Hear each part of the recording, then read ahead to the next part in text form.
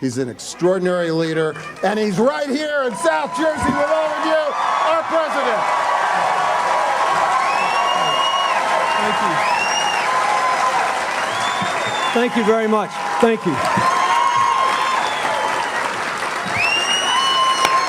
Thank you. Thank you. Thank you very much. Thank you. Thank you. Thank you very much, Governor, Congressman Andrews, Mr. Speaker, Bishop Evans, members of the Senate and the Assembly, and candidates. Let me say to all of you, first, I'm glad to be here. And say, I want you to know I'm here for 3 reasons. The first is I care a lot about the governor, and I care a lot about this state. New Jersey's been very good to me and to my family, and I care a lot about it.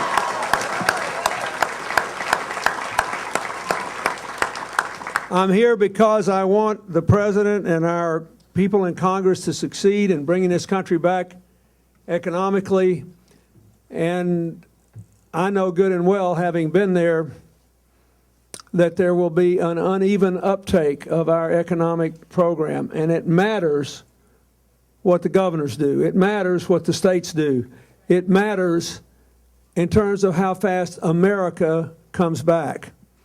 I'm here finally because for 12 years, whoever said I couldn't hold a job? For 12 years before I was elected president, I was a governor. And I took office in the teeth of a recession very much like this, not quite as severe, but very bad in the middle of the country in the early 80s.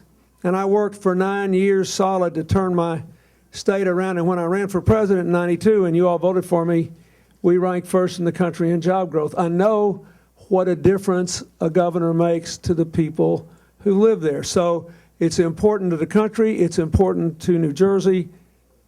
It is true that the governor is my friend, and I'd be here if none of this was true.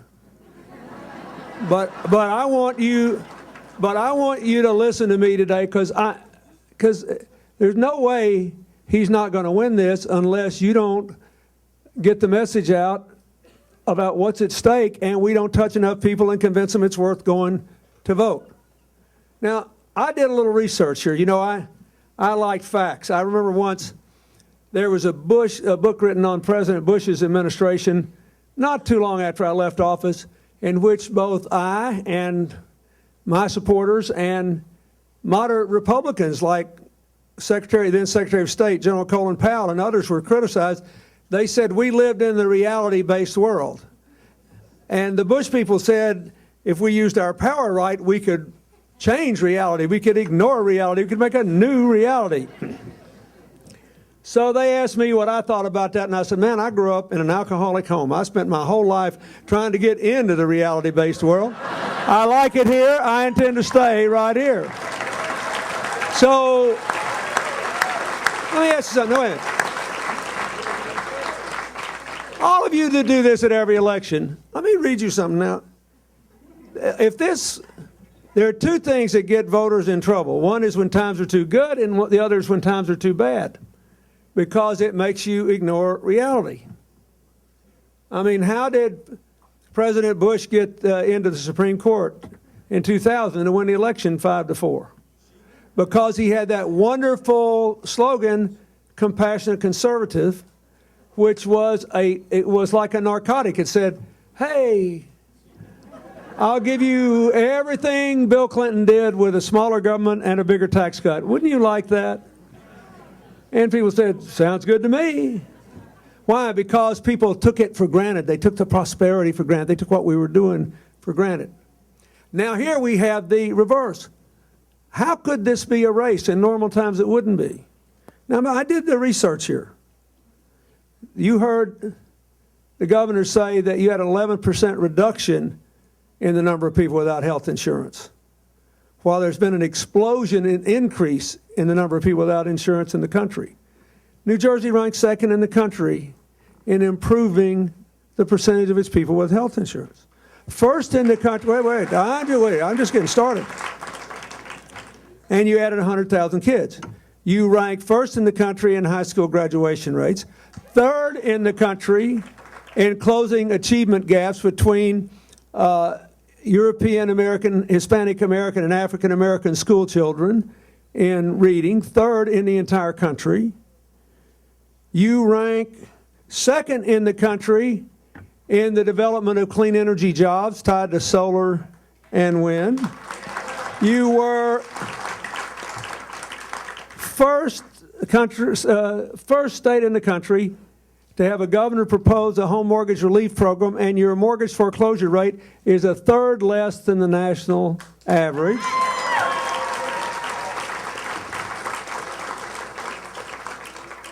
He doubled the earned income tax credit and had a reduction in poverty of people in the workplace, and you became the second state in the country to have paid family leave. Now,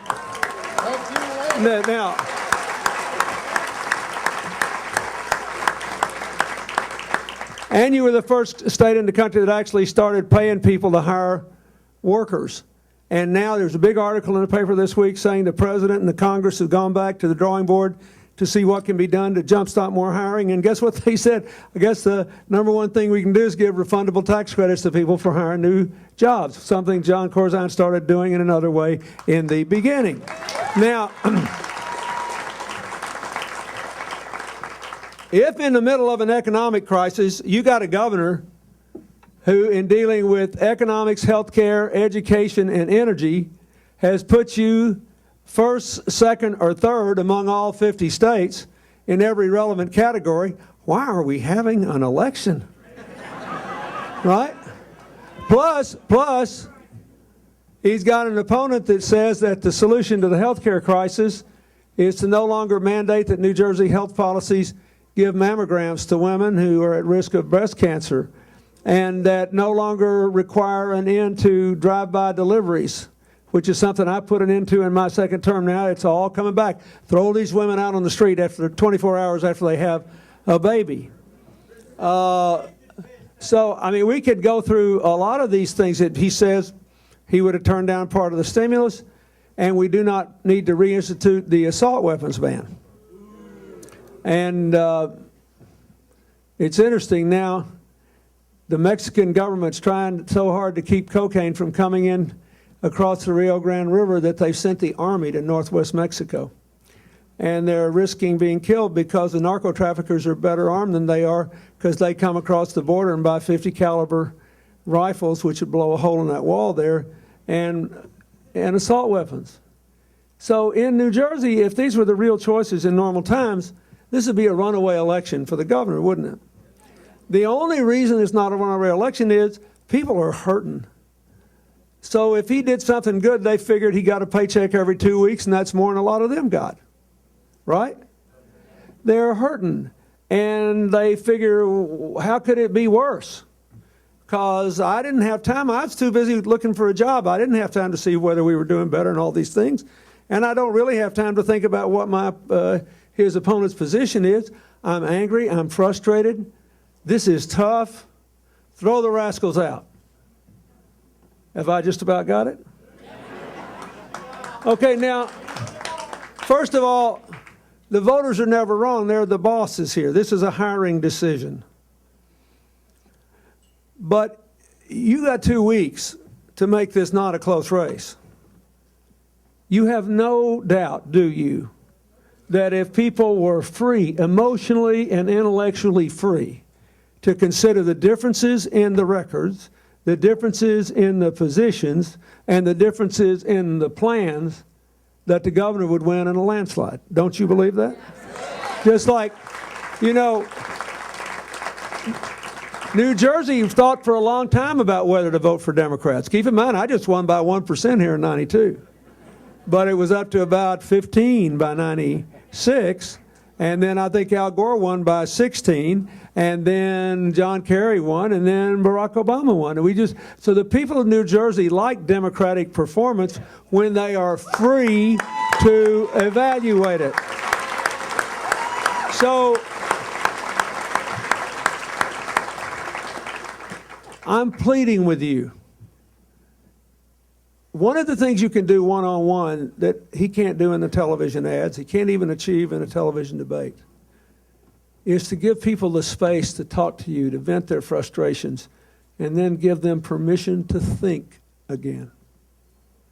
All you got to do is give the voters of this state, they always do the right thing if they've got the space to do it. People are hurting now, and they are vulnerable. And they're worried about, how they're going to feed their kids and make their mortgage payments and send their kids to college and deal with all this. So you give them all these statistics and it becomes meaningless unless you can do it one-on-one. But why would any state turn out a governor that has given you a budget that's smaller than the one he started with? First time a governor's done that in 60 years, and still increased education funding, still increased health care funding. Why would any state vote out a governor who himself has a lot of personal wealth, who concentrated the tax cuts on the working families and their children, and given the health insurance and the access to college and all of this? Why would you walk away from somebody who proved that New Jersey, a state in the north, could actually generate thousands and thousands and thousands of jobs in clean energy?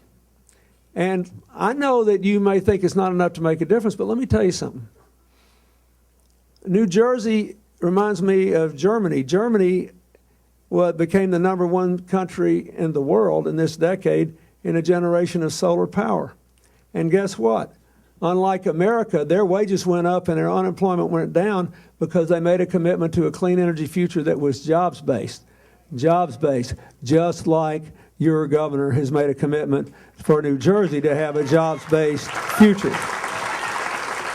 So,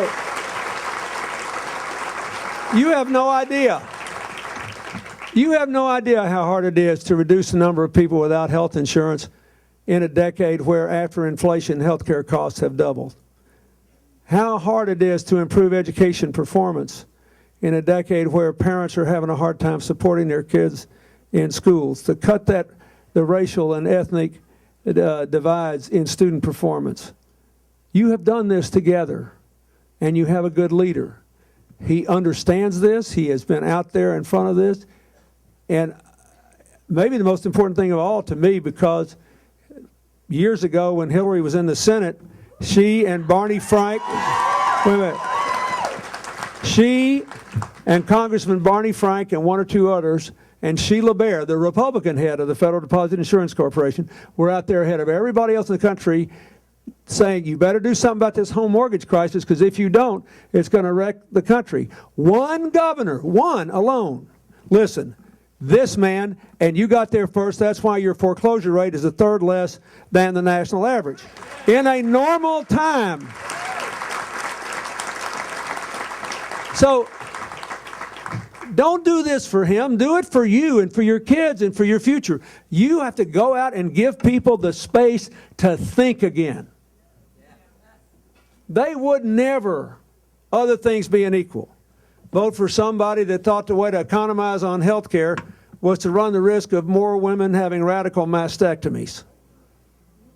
They would never think that the answer was to run the risk of complications from pregnancy by throwing women out of the hospital within 24 hours of giving birth, regardless of what the facts were. They would never think that you should turn down any of this federal stimulus money, when this is the first time in my lifetime, I think, that New Jersey ever got a higher percentage of the stimulus than its percentage of the population. You always get shafted in this. They would never do this. So I'm just talking. I'm not trying to give you a whoop-de-doo. I'm imploring you. Go out and give your friends and neighbors permission to think about this election. Tell them they're worried about whether they can send their kids to college or even pay their mortgage payments or buy food and put it on the table for their children. Tell them you understand that. But when your back is up against the wall, that's the most important time to think. We get in trouble when we're desperate and in distress, and it causes us to stop thinking. That's when we need to think. When I was elected in '92, a young man who wasn't even alive when this song was made famous suggested that I make the Fleetwood Mac song, "Don't Stop Thinking About Tomorrow," my theme song. And I kept it for 8 years. I wish you could say that to the people of New Jersey. Don't stop thinking. If you think, he wins, you win, our children and grandchildren win. You got 2 weeks. Go out there and lead a thinking, and you'll win. God bless you.